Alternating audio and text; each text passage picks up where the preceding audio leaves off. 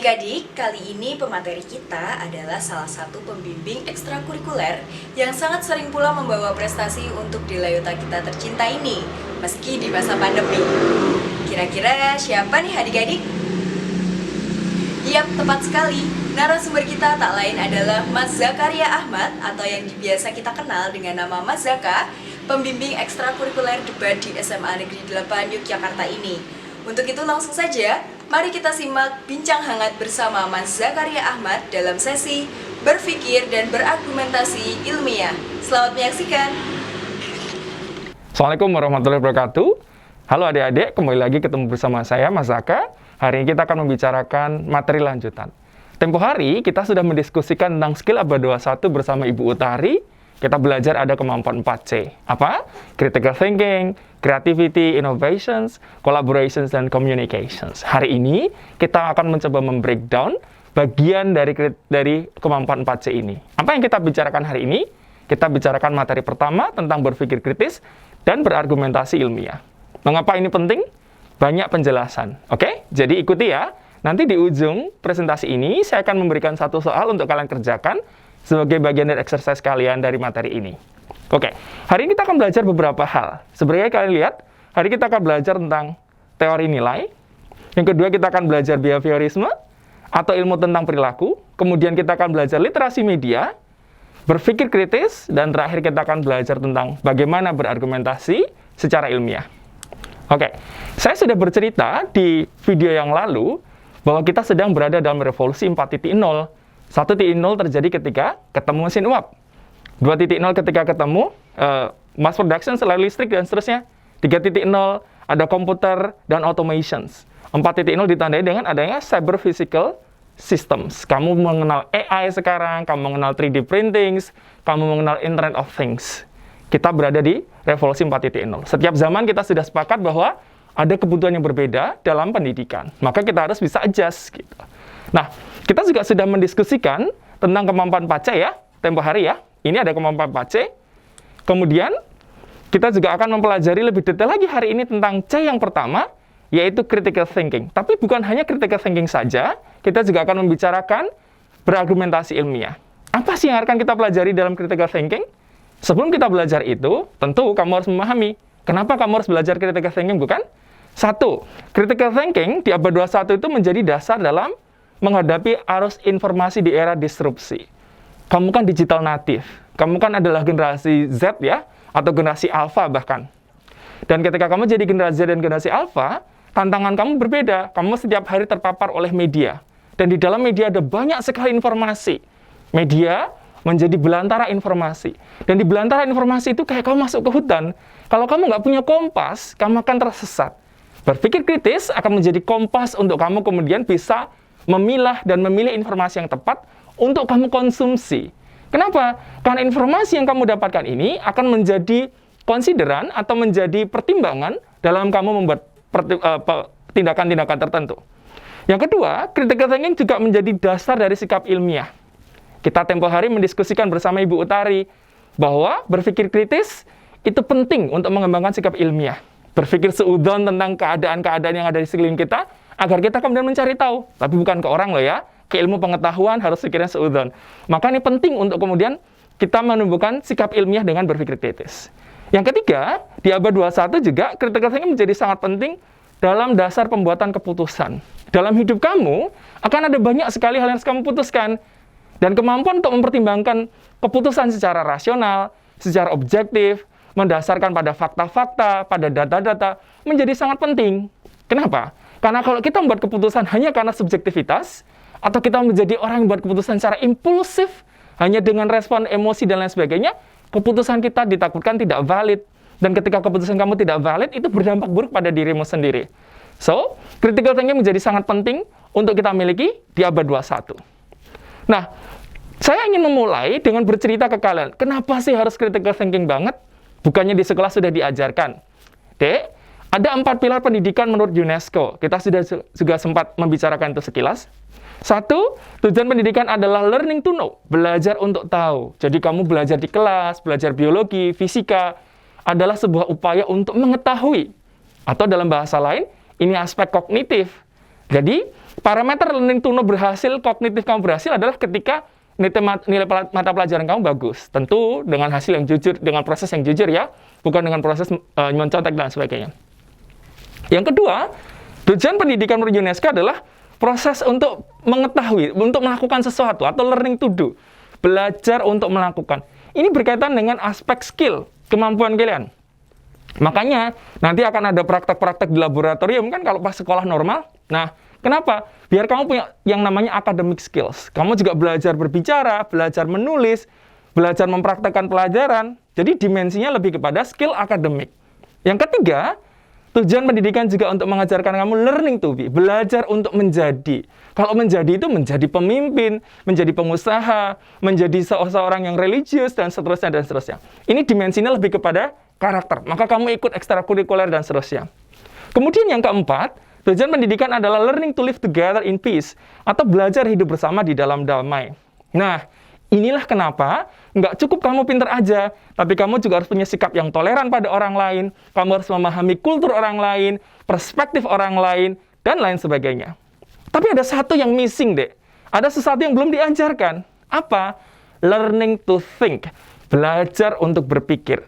Jadi, di negara-negara berkembang dan least developing countries, biasanya siswa akan dijejalkan apa yang harus dipikirkan. Bukan diajarkan bagaimana memproses informasi. Sehingga apa? Kita terbiasa untuk tidak berpikir mandiri. Kita biasanya sudah, sekolah itu hanya menghafal saja. Tidak pernah ada satu mata pelajaran khusus yang mengajarkan ini loh cara memproses informasi, ini loh cara berpikir yang benar, ini loh cara berpikir yang tidak mengalami sesat berpikir, ini loh cara berpikir ilmiah dan lain sebagainya. Jikalaupun ada, biasanya jarang. Hari ini kita belajar berpikir kritis dan berargumentasi ilmiah sebagai proses untuk kamu mulai belajar bagaimana cara berpikir. Karena cara berpikir ini penting banget, Dek. Bukan belajar apa yang harus dipikirkan saja, tapi bagaimana cara berpikir yang tepat. Lah, cara berpikir apa yang kita pelajari ini? Yaitu berpikir kritis. Oke? Sekarang kita akan mulai bagaimana cara berpikir kritis. Saya akan mulai dengan permainan yang sangat sederhana. Kamu lihat kan di sebelah sini, ada list pertanyaan. Tugas kamu sederhana banget. Jawab pertanyaan ini ya. Saya kasih waktu 2 detik. Siapkan alat tulis. Kalau nggak ada alat tulis, ya sudah. Tulis di pikiran kamu. Oke? Pertama, lengkapi kalimat saya dalam waktu 2 detik. Bapak pergi ke kantor, Ibu pergi kemana? 1, 2. Apa jawaban kamu? Saya berani menjamin 90% kamu menjawab Ibu pergi ke pasar. Benar nggak? Oke? Kita simpan ya jawaban pertama. Yang kedua, saya minta kamu dalam waktu 3 detik, gambarkan saya pemandangan. 1, 2, 3. Saya yakin 90% dari kalian menggambar apa? Gunung 2, ada jalan di tengah, ada matahari, dan ada burung bangau di sore hari. Apakah kalian datang dari TK yang sama? Enggak. Kamu sekolahnya bareng-bareng? Enggak. Kamu janjian? Enggak. Ya. Tapi kenapa kemudian gambar kamu sama? Nanti kita jawab. Yang ketiga, coba jawab pertanyaan saya. Gadis yang cantik itu kulitnya terang, gelap, sawo matang, atau polkadot? Saya yakin 80-90% menjawab kulitnya putih. Kenapa demikian? Nanti kita cari tahu. Kok kita datang dengan jawaban-jawaban yang sama? What happened? Yang terakhir, Dek. Mana yang lebih pinter di dalam perspektif masyarakat? Anak IPA atau anak IPS? 1, 2, 3. Jawabnya adalah anak IPA. Apakah semua jawaban-jawaban tersebut benar? 1. Kenapa kalian datang dengan jawaban yang sama? Oke. 2. Apakah betul jawaban-jawaban tersebut memang valid? Mari kita cari tahu. Yang pertama, kenapa kamu menjawab Bapak ke kantor, Ibu ke pasar? Kenapa kamu menggambar sama? Ya dari dulu diajarinya begitu, Mas. Oke, saya terima itu, dari dulu diajarin begitu. Pertanyaannya adalah, apakah kalau dari dulu diajarkannya begitu, itu benar? Itu bisa diterima? Belum tentu, Dek. Kenapa? Misal, emang tidak boleh menjawab Bapak ke kantor, Ibu pergi ke Harvard untuk kuliah. Boleh kan? Kan kamu sudah belajar gender equality, toh? Atau kamu mengatakan Bapak pergi ke kantor, Ibu kemana? Oh, Ibu pergi ke negara X untuk apa? Jadi tentara di sana. Juga boleh. Saya tidak mengatakan bahwa Ibu ke pasar itu buruk. Enggak. Tetapi, ketika jawaban kalian seragam, maka kamu harus bertanya, betulkah kita harus menjawab bahwa Ibu atau perempuan selalu harus pergi ke pasar? Betulkah pemandangan itu harus selalu gunung, ada 2 gunung, ada jalan, ada matahari? Dan betulkah semua gadis yang cantik itu harus kulitnya putih? Bagaimana dengan gadis kulitnya coklat atau belang-belang? Apakah dia kemudian tidak cantik? Belum tentu kan? Mana yang lebih pintar, IPA atau IPS? Jawabannya IPA. Apakah betul bahwa anak IPA lebih pintar dari anak IPS? Belum tentu. Mengapa jawaban kalian sama? Ada jawabannya, Dek. Kita belajar teori yang pertama, yaitu theories of value atau teori nilai. Value adalah hal yang dianggap baik di dalam satu masyarakat kita. Oke? Dan value ini dibentuk oleh lingkungan kita. Ada beberapa sifat dasar dari value. Satu, values are constructed. Nilai-nilai dalam hidup kita itu dikonstruksikan, dibentuk oleh siapa? Agents of value. Siapa agents of value? Keluarga, masyarakat, sekolah, media. Pertanyaannya adalah, apakah semua value yang dikonstruksi oleh masyarakat kita itu benar? Jawabannya belum tentu, Dek. Misal, kalau ditanya tadi, apakah gadis yang cantik itu harus selalu putih kulitnya? Belum tentu. Kamu dapat pendapat bahwa cantik itu harus kulitnya putih dari mana? Media mengkonstruksikan itu. Mengajarkan kalau kamu yang cantik harus kulitnya putih. Akhirnya apa? Pakai pemutih, pakai backlink dan teman-temannya. Tapi, kenapa ini ada? Ini namanya beauty standard. Beauty standard dibentuk oleh media salah satunya. Atau hal yang lain. Boleh nggak cowok nangis? Nggak boleh. Padahal nangis itu bagian dari fitrahnya manusia. Kita boleh nangis, gitu. Akhirnya apa? Menimbulkan konsep namanya toxic masculinity atau maskulinitas yang beracun. Bahwa cowok itu nggak boleh kelihatan lemah. Dan seterusnya. Atau adanya anggapan-anggapan perempuan itu lemah. Tidak mampu memimpin. Ntar dulu. Emang benar kayak gitu? Coba kamu pertanyakan berbagai macam value dalam hidup kamu. Ini yang pertama harus disadari dalam belajar berpikir kritis. Bahwa tidak semua value yang dikonstruksikan dalam hidup kita harus kita terima mentah-mentah. Oke? Kenapa? Karena tidak semua konstruksi nilai itu oke untuk diimplementasikan di dalam perkembangan zaman yang ada saat ini. Tapi ingat ya, value are constructed. Yang kedua, value are shifted. Nilai dalam hidup kita itu selalu berbeda. Nilai saya dengan kamu berbeda. Nilai masyarakat A dengan masyarakat B berbeda. Maka, kamu harus bersiap dengan perbedaan-perbedaan ini. Nggak boleh tiba-tiba, saya paling benar, kamu pasti salah. Ntar dulu. Kita evaluasi dulu, benar nggak kamu paling benar dan dia selalu salah? Jikalaupun benar kamu yang paling benar dan dia salah, jangan sampai kamu mengekspresikan dengan ofensif bahwa, oh kamu salah, saya yang paling benar. Kenapa? Karena value itu dari sana pasti akan shifted, pasti akan berbeda. Karena value ini shifted, posibilitas atau kemungkinan-kemungkinan munculnya konflik akibat perbedaan value ini selalu ada. Maka kamu harus hati-hati ya, kalau value-nya shifting, oke, pelan-pelan dicerna. Jangan langsung menjudge value orang lain. Karena pasti ada value yang berbeda-beda satu tempat dan tempat yang lain. Yang ketiga, values are deconstructed. Nilai-nilai dalam hidup kita itu bisa didekonstruksi loh, bisa rusak loh. Bagaimana cara proses rusaknya nilai? Misal, di rumah kamu diajarkan ayah ibumu untuk menjadi anak yang jujur. Oke, kamu jujur. Tapi ketika kamu masuk sekolah, tiba-tiba teman kamu nyontek. Mulailah goyah value itu kalau value-nya tidak ditanamkan dengan kuat. Akhirnya kamu mengalami konflik batin. Nyontek nggak? Nyontek nggak? Kalau value yang dikonstruksikan oleh orang tuamu, oleh keluargamu kuat, kamu akan bertahan dengan value itu. Akan tetapi, kadang-kadang value-nya tidak terlalu kuat, karena mendapatkan tekanan dari kanan-kiri. Udah nyontek aja. Akhirnya kamu ikutan nyontek. See? Value are deconstructed. Value itu bisa terdekonstruksi. Baik value yang baik bisa terdekonstruksi menjadi buruk, ataupun value yang buruk juga bisa terdekonstruksi menjadi baik. Maka kita selalu punya kesempatan untuk memilih apakah kita akan mendekonstruksi value buruk kita menjadi baik atau value baik kita menjadi buruk. Oke? Dan ini juga akan sangat berkaitan dengan value yang ada di media. Misal, di rumah kamu diajarkan kesederhanaan, tetapi begitu kamu nonton sosial media, influencer-influencer yang kamu fans berat itu, mereka suka banget tampil dengan barang-barang branded. Kalau kamu tidak punya kesadaran kritis atas value yang dibentuk di keluargamu, kamu akan ikut-ikutan pakai barang branded. Ya, mungkin belum, karena belum punya duit, karena masih sekolah ya. Tapi, itu akan bisa mengganggu kamu. Oke? Yang keempat, selain value shifted, kemudian value deconstructed, yang keempat adalah values are reconstructed. Jadi, value itu bisa dibentuk ulang, Dek. Untuk apa? Menjadi lebih baik, atau bahkan menjadi lebih buruk. Contoh, kenapa hari ini ada isu soal diskriminasi pada kelompok Afro-Amerika di US sebagai contoh? Ya karena di semua film Hollywood digambarkan bagaimana kelompok Afro-Amerika ini inferior. Mereka adalah penjahat, mereka tidak baik, dan seterusnya.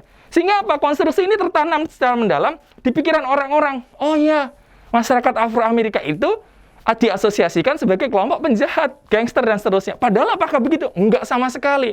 Hati-hati ya, Dek. Kadang-kadang media memberikan portrayal atau penggambaran-penggambaran yang membuat kita merasa bahwa satu kelompok masyarakat itu memang tidak baik dan seterusnya. Jangan menelan mentah-mentah informasi-informasi semacam itu. Kemudian, yang terakhir adalah values are inherited. Nilai itu diwariskan dari orang tua kita ke anak-anak, ke cucu-cucunya, dan seterusnya, dan seterusnya. Dari guru-guru kita ke kalian, dan seterusnya.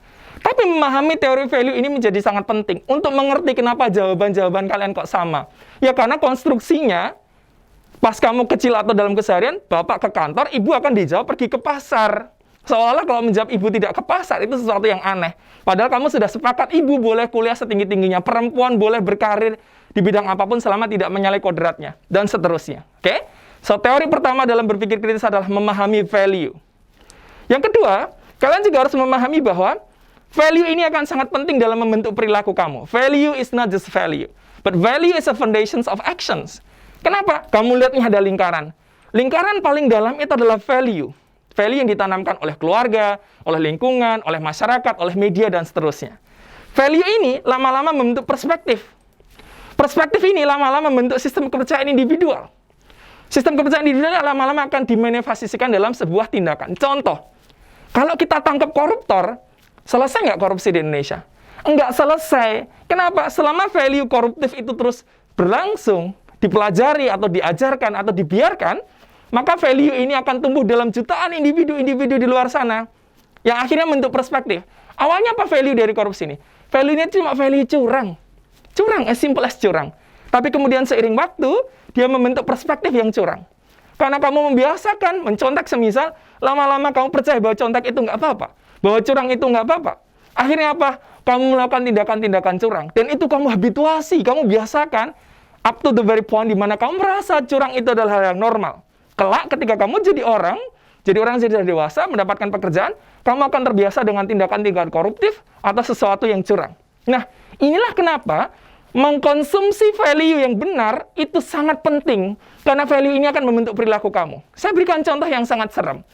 India adalah salah satu negara dengan angka kekerasan seksual tertinggi di dunia.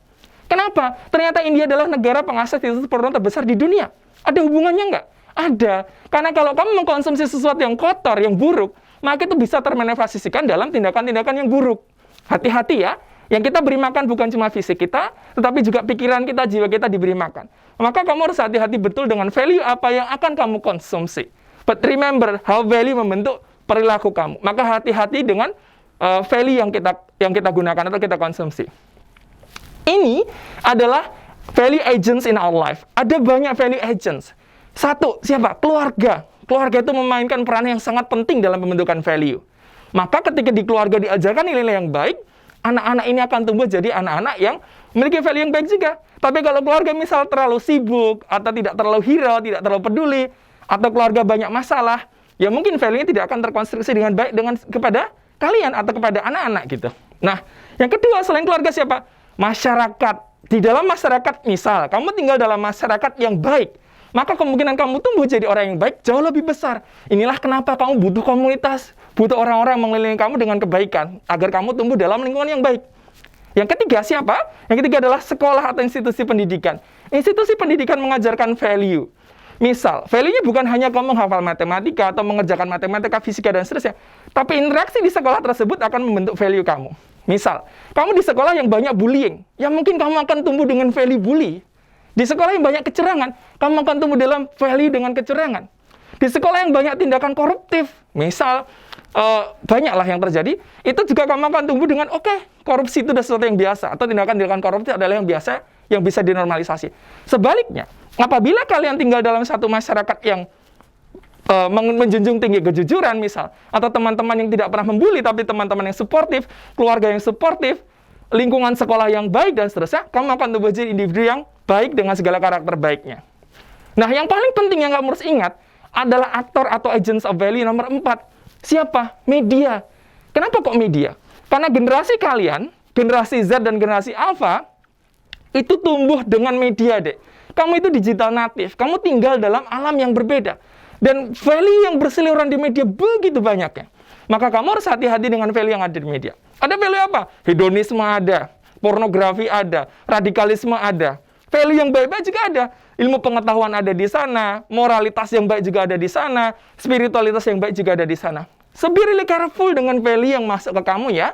Critical thinker, orang yang berpikir kritis, itu harus sadar bagaimana media, lingkungan masyarakat teman-teman, mereka semua adalah agents of value yang selalu mencoba baik secara sadar ataupun tidak sadar menanamkan value ke kalian. Ketika saya berbicara semacam ini, saya juga sedang melakukan penanaman value. Setiap dari kita memiliki value yang akan kita bawa, oke? Yang harus kamu lakukan ketika menjadi critical thinker adalah jangan menelan mentah-mentah value yang dibawa ke kamu. Kamu harus memproses itu terlebih dahulu. Nah, proses untuk mencerna ini, atau upaya untuk memproses informasi ini, inilah fungsi atau peran critical thinking. Ketika kamu gagal mencerna dengan baik, maka semua bisa kamu telan. Tapi kalau bisa mencerna dengan baik, kamu akan bisa memilah mana yang baik, mana yang tidak. Apalagi di era sekarang, di mana kita sudah globalized, borderless, bahkan di dalam kamarmu pun, kamu bisa mengakses berita internasional dan lain sebagainya. Sehingga apa? You have to be really careful, and you have to know what is good and what is bad. Oke? Dengan apa parameter saringannya? Critical mindset. Apa itu critical mindset? Kita akan jelaskan di bagian berikutnya. Ini saya akan gambarkan gambaran simpel bagaimana media membentuk perspektif kalian. Kamu lihat iklan di sini. Ada iklan sabun cuci piring. Maaf, belum saya edit. Kenapa yang selalu iklan sabun cuci piring perempuan? Itu mengirim narasi apa ke kamu? Oh, tugas cuci piring adalah tugas perempuan. Benar nggak? Nggak. Tugas rumah tangga adalah tugas laki-laki dan perempuan. Oke? Tapi konstruksi media menggambarkan penormalan bahwa perempuanlah yang harus cuci piring.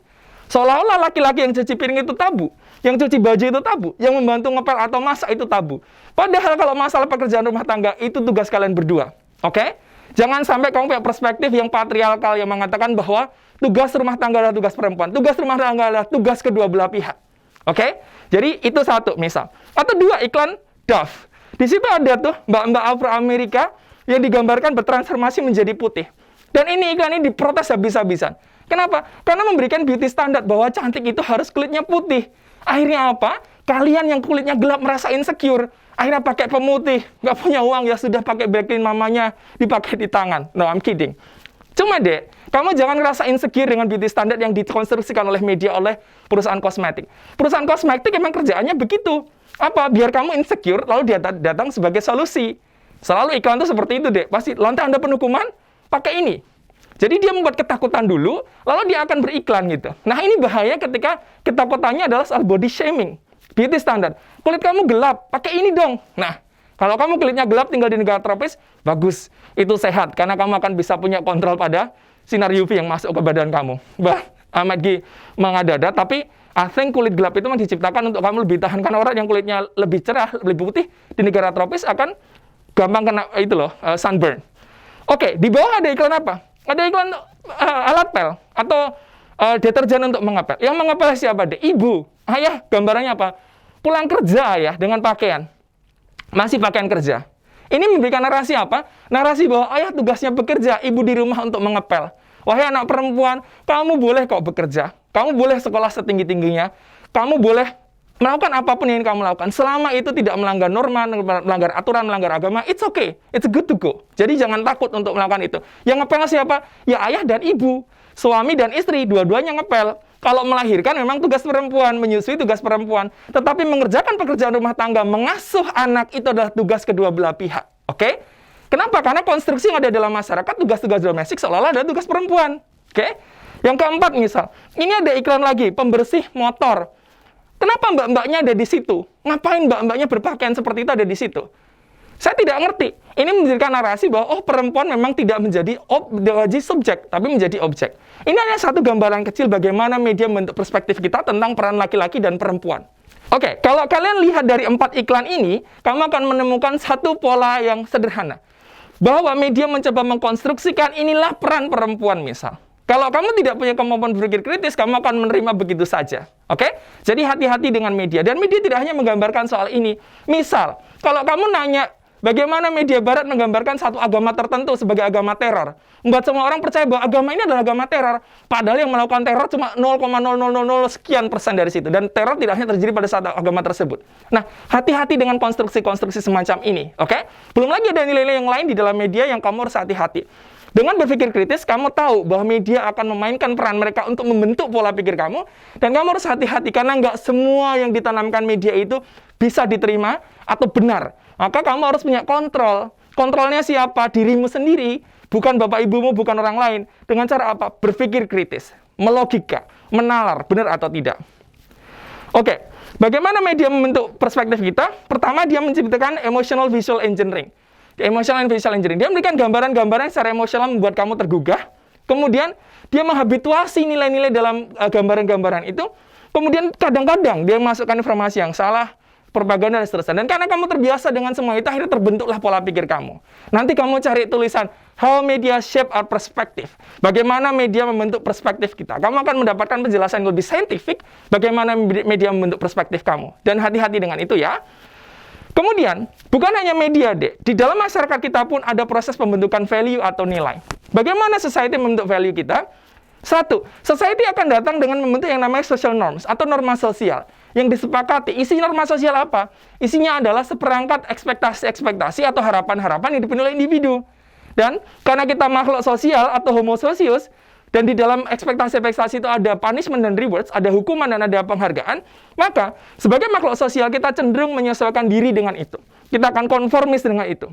Sehingga apa? Sehingga kita itu kadang-kadang kalau melawan social norms itu takut. Misal, di kelas kamu ada social norms bahwa, ayo kita harus kumpul-kumpul setiap minggu sekali. Padahal kamu tahu itu nggak produktif. Tapi karena kamu takut mendapatkan hukuman dialienasi atau dikucilkan, ya udah deh, kumpul-kumpul deh. Nah, disitulah kemudian society membentuk cara kamu berperilaku. Hati-hati, karena tidak semua hal dikonstruksikan itu benar. Walaupun banyak sekali hal yang juga sangat dikonstruksikan dengan benar oleh masyarakat. Misalnya kamu harus berlaku sopan pada orang yang lebih tua, kamu harus sopan santun ke teman-teman, harus menghargai yang lain dan seterusnya. Itu bisa diterima. Tapi ada hal-hal yang juga tidak bisa diterima yang kamu harus pertanyakan. Oke? Jadi berpikir kritis harus mempertanyakan value yang datang ke kamu sebelum kamu melakukan begitu saja. Jangan pernah menelan mentah-mentah. Berikutnya, bagaimana sih cara memitigasi resiko-resiko? Memitigasi itu apa ya? Mencegah resiko-resiko yang kita bicarakan tadi. Karena banyak sekali kan posibilitas-posibilitas tadi kan. Satu, kamu harus belajar untuk skeptis. Skeptis itu apa? Tidak mudah percaya. Bukan berarti nggak percaya apa-apa, bukan. Tapi ketika ada informasi datang ke kamu, dicerna dulu. Jangan langsung diiyakan, jangan langsung dilakukan. Dicerna, dievaluasi dulu. Ibarat ada tamu datang ke rumah kamu, minta dia tunggu di ruang tamu dulu. Diajak ngobrol dulu. Atau di halaman dulu kalau dia orang asing. Ada apa, Pak? Dari mana? Kenapa? Kamu cerna, kamu evaluasi. Layak nggak orang ini kamu ajak masuk ke kamar tamu? Oke, orang ini baik, terkonfirmasi, ada bukti macam-macam. Oke, silahkan masuk ke kamar tamu saya. Diajak ngobrol lagi. Oke, baik, dan seterusnya dievaluasi lagi. Boleh ikut makan di ruang makan saya. Dan seterusnya. Sama dengan informasi. Ketika informasi datang ke kamu, you have to be very critical. Be skeptical. Jangan langsung percaya begitu saja. Yang kedua, kamu harus juga objektif. Agar bisa berpikir kritis, harus belajar objektif. Objektif itu apa? Mendasarkan segala hal pada fakta. Segala hal maksud saya bukan segala hal, karena ada hal yang goib juga yang irasional. Misal dalam hal agama, nggak bisa semuanya dimintakan faktanya, nggak bisa. Kita nggak nyampe pikirannya. Tetapi, ketika sesuatu hal itu masih bisa dibuktikan, cari pembuktiannya dulu. Benar nggak sih? Kamu searching dulu, kamu cari tahu, kamu cari bukti-bukti ilmiahnya. Yang ketiga, kamu juga harus berpikir secara radikal. Radikal itu bukan terus radikalisme, ekstremisme, enggak. Radikal itu dari kata dasar radik yang artinya mengakar atau mendalam. Jadi ketika kamu belajar sesuatu, berpikirlah mendalam. Bagaimana membiasakan berpikir mendalam? Selalu biasakan bertanya. Misal hari itu kamu bertanya sesuatu. Kenapa ya aku hari ini pilek? Cari tahu deh. Mekanisme pilek dalam diri kita. Bagaimana pilek terjadi? Sehingga apa? Semua hal yang terjadi ke kamu itu ada pertanyaan hariannya. Dan kamu cari tahu. Seiring waktu pengetahuan kamu akan luas. Sehingga kamu bisa mengevaluasi informasi-informasi tersebut dengan lebih cepat kalau sudah membiasakan diri. Yang keempat, berpikirlah out of the box. Yaitu berpikir bebas dan kreatif. Terutama dalam hal apa? Dalam hal akademik ya. Kamu nggak bisa bebas dalam segala hal. Dalam kehidupan akademik, kamu boleh berpikir bebas dan kreatif. Oke? Bebaskan pikiran kamu. Cari ide-ide. Caranya apa? Kuncinya. Semua masalah adalah peluang. Jadi kalau kamu mengalami masalah, kemarin saya berikan contoh yang agak lucu bersama Bu Utari. Kalau kamu ketemu kotoran ayam, itu bukan kotoran ayam bagi orang kreatif, tapi peluang untuk bisnis misal. Jadi kamu biasakan semua masalah adalah peluang. Kemudian, kamu juga harus belajar menggunakan helikopter view, melihat dari segala sudut pandang. Agar apa? Pengetahuan kamu tuh komprehensif, nggak cuma dari satu sisi aja. Kalau dari satu sisi aja, ya udah, saklek gitu. Hanya ini, pokoknya begini. Nah, kalau sudah pokoknya, kamu nggak akan bisa tumbuh pemikirannya. Maka, walaupun kamu percaya itu adalah A, tapi kamu juga harus mendengar komentar dari orang. Bagaimana? Buktikan bahwa ini adalah B. Jadi jangan buru-buru mengatakan saya paling benar nih. Enggak, dengar dulu. Siapa tahu ada hal yang tidak kamu ketahui. Jadi jangan buru-buru ya. Kemudian kamu harus open-minded, berpikiran terbuka. Berpikiran terbuka itu artinya kamu menerima ide-ide yang berbeda, ide-ide yang baru. Tanpa serta-merta menghakimi, salah, nggak mau. Dengar dulu. Dengar, diproses, dievaluasi, dicari pembuktiannya, dirasionalisasi, ditimbang-timbang. Baru kamu putuskan, ini benar apa salah. Oke, jadi jangan buru-buru. Yang terakhir adalah kamu harus self-critical. Kritis pada diri sendiri. Dari apa? Dari kesesatan berpikir. Semisal, teman-teman jalan ke mall. Yuk, kamu ikut saya ke mall yuk. Terus kamu ikut. Kenapa? Karena takut. Oh, saya baru saja mengalami fallacy of thoughts atau kesesatan berpikir argumentum et populum. Di mana saya memutuskan sesuatu karena ikut-ikutan gitu. Jadi kritis. Atau saya jadi ketua OSIS. Saya pilih deh teman saya yang paling cantik atau yang paling ganteng jadi sekretaris wakil saya karena saya naksir dia. Nah, ini juga kemudian tidak boleh. Kamu harus kritis ke dirimu. Kamu harus banyak-banyak mengevaluasi diri kamu. Niatmu lurus nggak? Pikiranmu lurus nggak? Informasi-informasi dipertimbangkan dengan baik atau tidak. Nah, itu cara untuk memitigasi resiko agar kamu tidak terjebak dalam jebakan Batman dan tidak bisa menumbuhkan kemampuan berpikir kritis. Nah, ini cara-caranya. Bagaimana untuk menjadi skeptis? Satu, selalu tanyakan dan lakukan reality check. Kalau ada informasi, jangan diterima langsung. Reality check. Realitasnya gimana? Faktanya seperti apa? Yang kedua adalah harus selalu objektif dan rasional. Kamu harus mendasarkan keputusan-keputusan kamu pada bukti-bukti dan logika yang rasional. Jangan hanya karena feeling-feelingan. Hanya karena, ya udah deh, karena aku suka gini ya begini. Kalau nggak suka ya nggak mau gitu. Yang ketiga, harus berpikir radikal. Cara berpikir radikal gimana caranya? Banyak membaca, literasi dan saintifikasi pengetahuan kamu. Nggak bisa kamu berpikir radikal mendalam gitu kalau nggak punya pengetahuan. Kamu nggak bisa punya pengetahuan kalau nggak banyak baca-baca, itu harus literally kamu baca buku ya, Dek. Kamu bisa nonton film, kamu bisa baca berita, kamu bisa mendengarkan podcast, buka TED Talk, dan seterusnya. Banyak sekali sumber untuk kamu punya literasi dan pengetahuan kamu bisa ekspansif, menjadi lebih luas dan lebih cerdas. Kemudian, berpikir out of the box. Caranya, bebaskan pikiran kamu, berpikirlah bebas, terutama ke hal yang baik-baik ya, hal yang akademik. Kemudian, helicopter view, selalu pertimbangkan berbagai macam hal, jangan cuma satu sisi aja. Open-minded caranya adalah selalu terbuka dengan pendapat apapun, jangan pernah merasa dirimu paling benar, oke? Karena ketika kamu merasa dirimu paling benar, proses belajarmu berhenti, oke? Yang terakhir adalah self-critical, muhasabah dirimu, muhasabah niat kamu, introspeksi all the times. Saya bikin keputusan ini fair nggak untuk orang lain? Ini benar nggak? Ini decent nggak? Ini morally correct nggak? Ini ethically acceptable nggak? Selalu pertanyakan hal semacam itu. Nah, lalu siapa critical thinker? Tadi sudah saya jelaskan panjang lebar gitu. Berpikir kritis intinya apa sih? Berpikir kritis intinya adalah kemampuan individu untuk satu, menganalisis. Yang kedua, mengkritisi. Dan tiga, mengevaluasi ide. Jadi, berpikir kritis adalah kemampuan individu untuk menganalisis, mengkritisi, dan mengevaluasi ide. Yang kedua, juga untuk menjelaskan baik secara induktif maupun deduktif. Intinya to explain, to reasons, deductively or inductively. Yang ketiga, untuk mencapai sebuah kemampuan penilaian dan kesimpulan berdasarkan fakta. Tujuan akhirnya apa sih? Tujuan akhirnya ya kamu mampu membuat sebuah penilaian atau judgment dan kesimpulan berdasarkan fakta. Jadi membuat keputusan intinya. Ujung-ujung dari berpikir kritis adalah membuat keputusan. Tapi keputusan bukan sembarang keputusan. Keputusan yang sudah penuh dengan pertimbangan pemikiran. Yang berdasarkan pada cukup keterkaitan yang ditarik pernyataan-pernyataan, kemudian berdasarkan pada pengetahuan dan informasi yang tidak ambigu. Jadi keputusan bukan sembarang keputusan, karena ditarik dari pernyataan-pernyataan yang memang logis, fakta-fakta, bukti-bukti, dan lain sebagainya. Berpikir kritis nggak bisa dipelajari dengan 45 menit seperti ini. Kamu harus mempraktekkan setiap hari. Ketika informasi datang ke kamu, pertanyakan lagi. Benar nggak sih? Iya nggak sih? Jangan-jangan salah, dan seterusnya, dan seterusnya. Ini ciri-ciri critical thinker deh. Siapa critical thinker itu? Critical thinker adalah orang yang jujur pada dirinya sendiri. Syarat yang pertama, jujur pada dirinya sendiri. Termasuk ketika dia tidak tahu, dia mengaku, saya tidak tahu. Saya belum paham, saya belum mengerti, dan itu tidak apa-apa.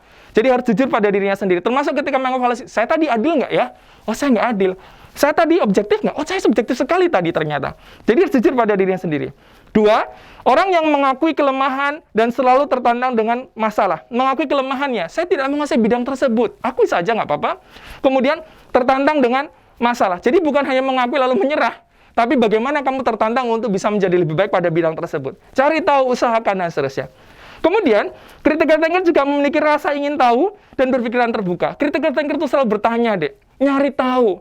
Nah, nyari tahu ini penting untuk sikap ilmiah kamu. Kalau kamu tidak selalu bertanya, nggak punya curiosity, ya akan berhenti. Selalu pertanyakan, if anything happen to you, pertanyakan. Biasakan punya questions of the day. Misal, hari itu kamu menemukan bahwa nyamuk menggigit kamu lalu gatal. Cari aja malamnya, kenapa gigitan nyamuk membuat saya gatal? Nah, itu caranya. Kemudian, critical thinker juga selalu berusaha untuk mencari kebenaran, bukan pengakuan pribadi. Jadi, dia berorientasi mencari kebenaran, bukan pengakuan pribadi. Ketika dia mencari kebenaran, dia bisa jadi menyalahkan dirinya. Oh ya, saya salah, maaf ya. Jadi bukan, pokoknya saya paling benar. Enggak. Kita berorientasi pada pencarian kebenaran, bahkan up to the point di mana kita harus menyalahkan diri kita, ya bilang saja, saya keliru, cari tahu, kasih tahu dong, yang benar seperti apa gitu. Jadi kamu harus selalu berpikiran terbuka. Kemudian, critical thinker juga harus skeptis atau tidak mudah percaya, dan kritis pada diri sendiri. Jadi skeptis, terutama pada informasi ya, jangan kemudian nanti salah tadi dikasih tahu, saya pelatih saya skeptis sama bapak ibu, enggak. Skeptisnya kepada informasi yang datang ke kamu, dan kamu harus skeptis dan kamu harus mempertanyakan informasi tersebut, benar atau salah. Oke? Nah, berargumen ilmiah dengan critical thinking. Ketika kamu sudah menguasai critical thinking, tentu prosesnya akan panjang, jangan khawatir. Kamu akan kemudian berusaha untuk bisa berargumen ilmiah. Argumen itu, Dek, ada argumen sifatnya subjektif. Subjektif itu kebenarannya hanya pada dirimu. Pokoknya begini menurut saya, itu menurut kamu. Berarti kebenaran itu ada di dirimu, di subjeknya. Tapi kalau kemudian orang lain, oh iya saya mengakui, sama nih, saya juga sepakat dengan itu. Itu bisa menjadi objektif. Karena kebenaran bukan pada kamunya, tapi pada si statement kamu, atau pada bendanya ini, karena sudah diakui oleh orang lain. Kalau saya mengatakan misal, oh ini adalah kapal gitu. Ini kapal, bagi saya ini kapal. Secara subjektif ini kapal menurut saya. Tapi kemudian ada seorang datang, bukan, itu bukan kapal, itu pulpen. Oh berarti salah. Tapi kalau saya mengatakan bahwa ini pointer, lalu orang lain datang ke saya mengatakan, oh iya itu pointer.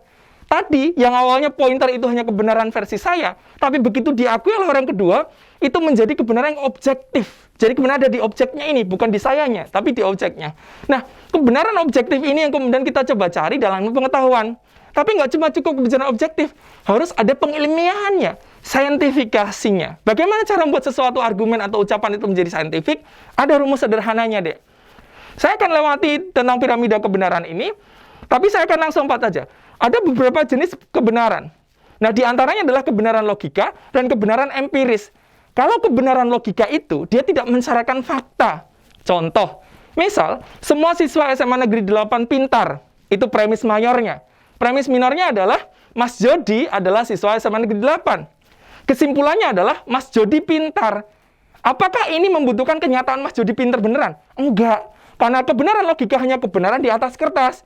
Yaitu ketika premis mayor, minor, inline, kesimpulannya inline. Satu arah gitu. Semua siswa SMA 8 pintar, Mas Jody siswa SMA 8 kesimpulannya Mas Jody pintar. Setelah dicek ternyata Mas Jody ranking 41 dari 35 siswa. Mas Jody suka tawuran misal, tapi nggak ada sih anak SMA 8 suka tawuran, dan seterusnya. Apakah itu merubah fakta dalam kebenaran logika? Enggak, kebenaran logika hanya kebenaran di atas kertas. Kebenaran logika ini nggak cukup. Kalau kamu pengen jadi ilmiah, harus ada kebenaran empiris. Kebenaran empiris itu apa definisinya? Ketika pernyataan dan kenyataan ternyata inline atau selaras. Jadi tadi kan pernyataannya apa? Mas Jody pintar. Setelah dicek, Mas Jody ternyata ranking 0,5. Nggak cuma ranking 1 deh, ranking 0,5. Lalu Mas Jody juga juara Olimpiade Fisika Antar Galaksi. Nggak cuma OSN, tapi Antar Galaksi deh. Nah, itu berarti kebenarannya empiris, ada fakta. Nah, bagaimana cara untuk memakai ini dalam kehidupan ilmiah kalian? Kalau kamu menyatakan sesuatu, jangan cuma menyatakan secara subjektif. Kasih pembuktian. Ini loh buktinya, ada datanya, ada teorinya. Jadi itulah kebenaran empiris. Oke? Jadi bersikap ilmiah adalah berusaha untuk mencapai kebenaran empiris dalam kita berargumen. Bagaimana cara kita bisa berargumen secara ilmiah sebagai bentuk manifestasi dari berpikir kritis di kelas nanti? Yaitu dengan cara menerapkan rumus sederhana dari berargumen ilmiah. Apa, Dek? Rumus sederhananya AREL. A-R-E-L. A itu apa? A adalah assertions atau assumptions atau klaim kamu. Klaim argumennya apa? A. Yang kedua, R adalah reasons atau penjelasan dari klaim tersebut. E adalah example atau evidence, bukti atau contoh dari klaim tersebut. L adalah link back atau tautan logika ke pernyataan awal. Saya berikan contoh. Misal, kami meyakini bahwa demokrasi akan bisa mencegah korupsi. Itu klaim awal, Dek. Demokrasi mencegah korupsi. Itu bukan argumen, itu baru klaim. Harus kamu jelaskan, bagaimana demokrasi akan bisa mencegah korupsi? Mari kita pahami bahwa di dalam negara demokrasi ada nilai-nilai demokrasi. Apa itu? 1, nilai akuntabilitas. 2, adalah nilai-nilai check and balance. 3, adalah nilai-nilai supremasi hukum atau rule of law. Saya meyakini bahwa dengan adanya nilai check and balance, akuntabilitas, dan rule of law, maka pengawasan kepada institusi pemerintahan akan berjalan lebih baik dibandingkan di negara komunis di mana tidak ada nilai-nilai tersebut. Maka ketika individu-individu itu melakukan korupsi, maka akan ada pengawasan. Kenapa? Karena ada check and balance, ada akuntabilitas, ada supremasi hukum yang akan bisa menjadi penjaga atau guardian dalam proses demokrasi. Sehingga apa? Praktek-praktek penyimpangan dalam pemerintahan bisa kita limitasi dengan adanya check and balance, akuntabilitas, dan rule of law. Maka di dalam negara demokrasi akan lebih sedikit posibilitas terjadi konflik. Buktinya apa? Buktinya, negara-negara dengan corruption perspective index tertinggi di dunia yang didominasi oleh negara-negara Skandinavia, negara-negara Eropa, Singapura, dan seterusnya, memiliki indeks perspektif korupsi yang tinggi. Semakin tinggi di indeks perspektif korupsinya, maka negara tersebut semakin bersih. Dan mereka adalah negara-negara dengan indeks demokrasi yang tinggi juga. Sehingga apa? Sehingga ini mendukung pernyataan awal bahwa demokrasi bisa meminimalisir adanya korupsi. Di situ ada assumptions atau klaim awal, ada penjelasan, ada pembuktian, ada data dan teorinya. Baru di link back, ditarik lagi ke bawah. Jadi besok ketika kamu berargumen ilmiah, jangan hanya membuat klaim-klaim yang sifatnya subjektif. Harus ada penjelasan, harus ada pembuktian atau data. Dan kalaupun ada orang lain datang ke kamu, mencoba berargumen atau meyakinkan kamu, tanyakan itu. Apa penjelasan logisnya seperti apa? Bukti-buktinya seperti apa? Apakah ada contoh-contohnya? Apakah ada link back-nya? Nah, ketika kamu bisa mengimplementasikan cara berargumen sederhana dengan assumptions atau klaim, reasons atau penjelasan, example atau evidence selalu di link back, maka kamu akan bisa mulai untuk belajar berargumen secara ilmiah. Jadi mulai dari sekarang ngerti ya, sederhananya ketika kamu berargumen secara ilmiah, gunakan rumus AREL. Kalau pengen tahu belajar lebih detail lagi, nanti bisa ketemu saya di kelas keberberkatan. Nah, ini adalah PR untuk kamu untuk sesi ini. Buatlah 3 argumen dengan AREL. Pakai rumus AREL ya. Buat 3 argumen dengan rumus AREL tentang topik berikut. Topiknya adalah sekolah harus menghapuskan kesempatan siswa yang terbukti pernah melakukan kecurangan akademik, seperti contoh mencontek, copy paste tugas orang lain, dan lain sebagainya, untuk dapat mengikuti SNMPTN. Oke? Jadi sekolah atau universitas juga boleh harus menghapuskan kesempatan siswa yang terbukti pernah melakukan kecurangan akademik, seperti mencontek, copy paste, dan lain sebagainya, untuk dapat mengikuti SNMPTN. Tugas kamu sederhana. Cari 3 judul argumen, cari 3 judul assumptions. Lalu setiap assumptions kamu jelaskan dengan rumus AREL. Berarti kalau ada 3 argumen, kamu 3 kali melakukan AREL. Silahkan nanti dikumpulkan ke wali kelas masing-masing. Oke? Hari ini kita sudah belajar tentang berpikir kritis. Bahwa berpikir kritis itu kuncinya selalu pertanyakan. Jangan mudah percaya dengan konstruksi-konstruksi yang ditanamkan baik oleh lingkungan ataupun oleh media, apalagi konstruksi-konstruksi yang negatif. Lalu kamu harus selalu berusaha untuk mengilmiahkan statement-statement kamu. Terima kasih. Sampai ketemu lagi. Salam critical thinking dan berargumen ilmiah. Bye.